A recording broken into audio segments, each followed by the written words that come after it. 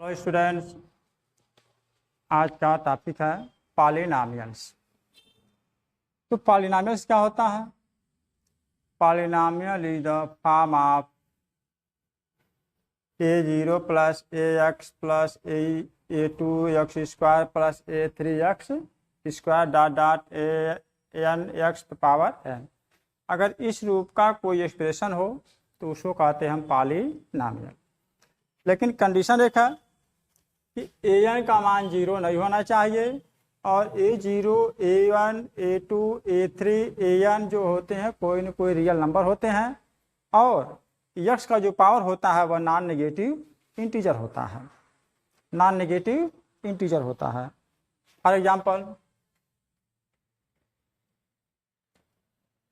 ax plus c is equal to 0, ax square plus ax plus c is equal to 0, ax cube plus 2x square plus ax plus c is equal to 0। ये सभी polynomials के example हैं। ax plus c is equal to 0, ax square plus x plus c is equal to 0, ax cube plus 2x square plus x plus c is equal to 0। ये polynomials के example हैं। इसमें देखा x की पावर 1 है, इसको कहते हैं लीनियर पॉलिनॉमियल्स। लीनियर पॉलिनॉमियल्स क्या होता है? अब पॉलिनॉमियल्स ऑफ डिग्री 1, अब polynomial of degree 1 is called linear polynomials. इसमें 2 पावर लिखा है तो उसे कहते हैं क्वाड्रेटिक पॉलिनॉमियल्स। इसे क्या कहेंगे हम? Quadratic polynomials. तो क्वाड्रेटिक पॉलिनॉमियल्स क्या होता है? और polynomials of degree 2 is called quadratic polynomials.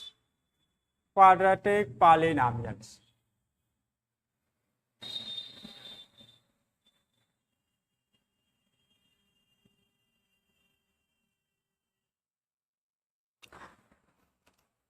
मान लिया कोई polynomial px x square plus 3x plus 2 equal to 0 है।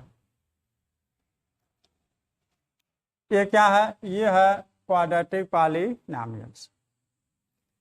अब पढ़ेंगे इसका जीरो क्या होता है। Zeros of polynomial.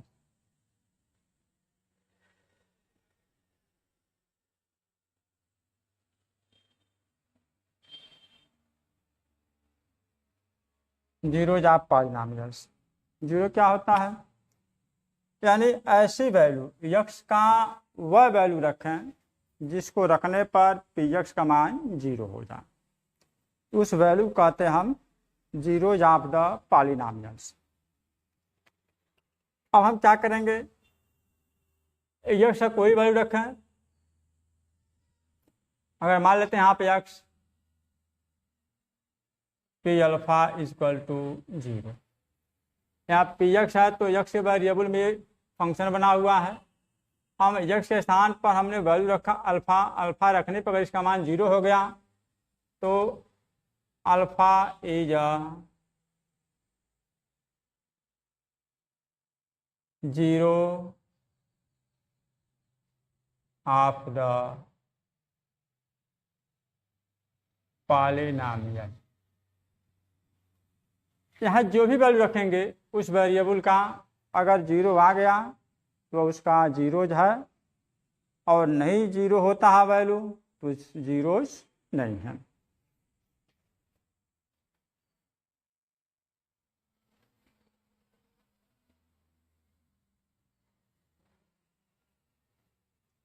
अब इसी को हम सॉल्व कर लें। अब इसको हमें जब सॉल्व करना है तो सबसे पहला काम ये जो कांस्टेंट है उसका फैक्टर कर लेते हैं। 2 का फैक्टर हम उतना कहीं जितना होता है, जितना हो जाए 1 इंटू 2, 2 इंटू 1, और इसके बाद कोई फैक्टर नहीं होगा। हम इसमें वही खंड लेंगे जिसका गुणनफल 2 हो और जोड़ने पर 3 आ जाए। 2 1 जा 2, 2 1 3, यानी हम इन दोनों में से कोई ले सकते हैं। अब इसको जब हल करते हैं तो इसमें एक आता है मिड टर्म को 2 खंडों में विभक्त करके, मिड टर्म को 2 खंडों में विभक्त करके।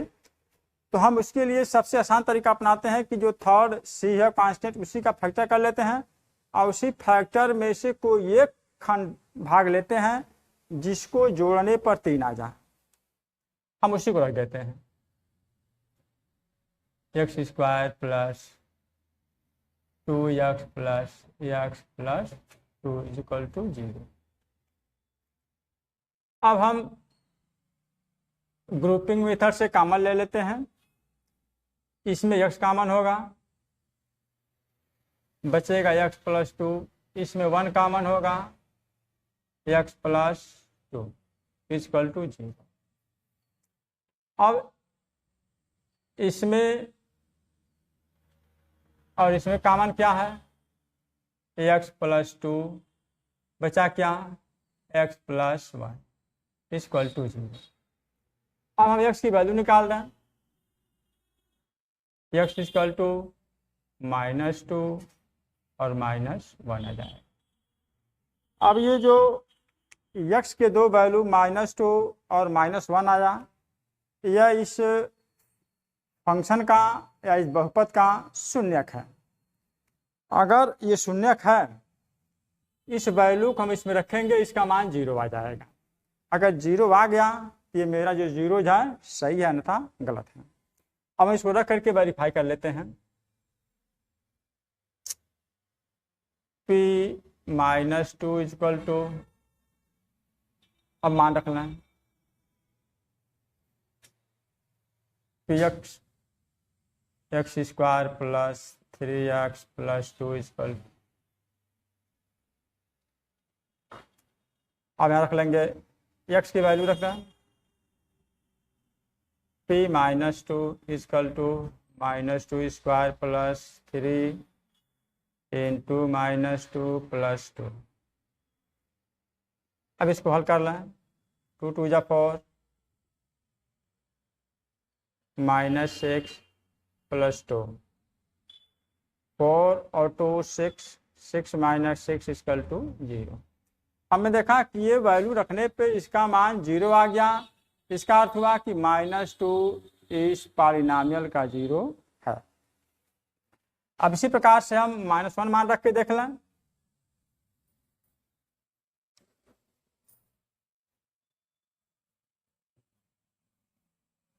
p -1 मान रखेंगे, -3 -1 प्लस 3। अब इसको हल कर लेंगे, 1 -3 प्लस 2, 2 और 1 3।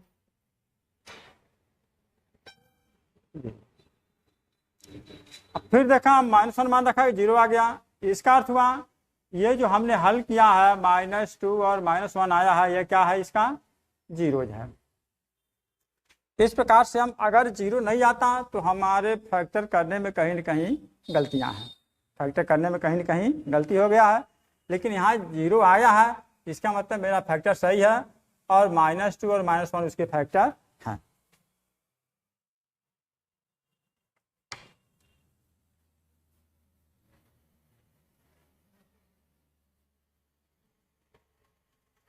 अगला एग्जाम्पल लेते हैं, x² प्लस 7x प्लस 12।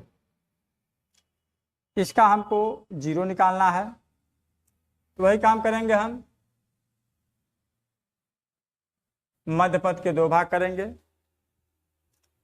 और करके उसका खंड कर देंगे। इसके लिए क्या करेंगे, हम जो कांस्टेंट है इसका फैक्टर कर लें, उतने फैक्टर करेंगे जितने फैक्टर हो जाते हैं, सारे फैक्टर को लिख लेंगे। 1 × 12, 2 × 6, 3 × 4, 4 × 3। अब कोई खंड नहीं होगा।